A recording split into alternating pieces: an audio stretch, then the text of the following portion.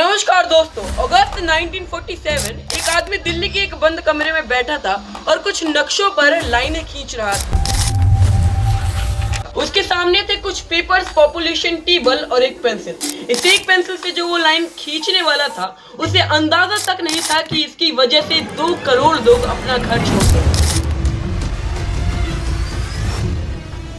वो नहीं जानता था कि इसकी वजह से लाखों लोग मारे जाएंगे, और उसे तो ये तक भी नहीं पता था कि जिन जगहों के बीच में वो लाइनें खींच रहा है वो आखिर है कहाँ। कुछ दिन पहले तक इस आदमी ने अपनी पूरी जिंदगी में कभी भी इंडिया नहीं देखा था और इंडिया के बारे में एक शब्द तक नहीं लिखा था। इसे पता तक नहीं था कि पंजाब कहाँ है और बंगाल कहाँ है। लेकिन ब्रिटिश सरकार को ऐसे ही एक आदमी की जरूरत है, एक ऐसा आदमी जो इंडिया और पाकिस्तान के बीच में बॉर्डर खींच सके, जो न्यूट्रल हो और बिना किसी बायस के, जो ना ही कांग्रेस की तरफ हो और ना ही मुस्लिम लीग की तरफ। और उन्हें ये आदमी मिला, सर सिरिल रेडक्लिफ। ये एक बड़े ही जाने माने इंग्लिश लॉयर थे जो ब्रिटेन के उस वक्त के सबसे रिस्पेक्टेड लीगल माइंड्स में से एक।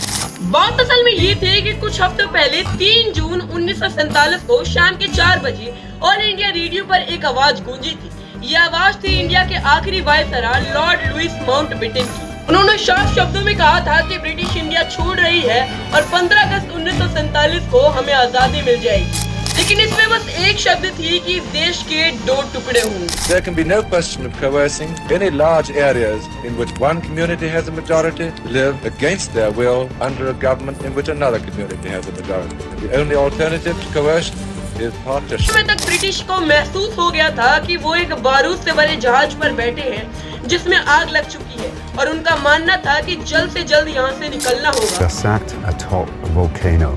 And I can hear the rumblings. Our best option is to divide and quit at the earliest. और इस जल्दबाजी में उन्होंने एक इतिहास का सबसे खतरनाक फैसला लिया, और वो फैसला था इंडिया का पार्टीशन करने का फैसला।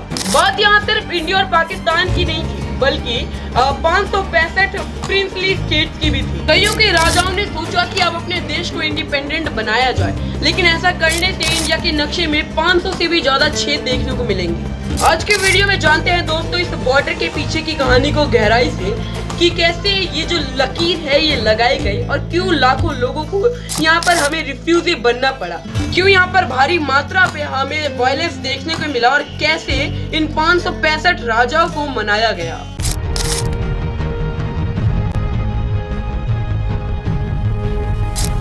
सोनी लिव पर दोस्तों freedom at midnight session 2 release हुआ है। बहुत ही जबरदस्त शो है दोस्तों, अगर आपने नहीं देखा तो मैं आपको रिकमेंड करूंगा कि इस शो को जाके देखिए। सेशन 1 में दोस्तों आपको इंटरनल पॉलिटिक्स बताई गई है डिटेल में, कांग्रेस और मुस्लिम लीग की आजादी से पहले, और सेशन 2 में आपको पार्टीशन के बारे में, इंटीग्रेशन ऑफ स्टेट्स और द वॉर ऑफ कश्मीर के बारे में डिटेल में समझाया है।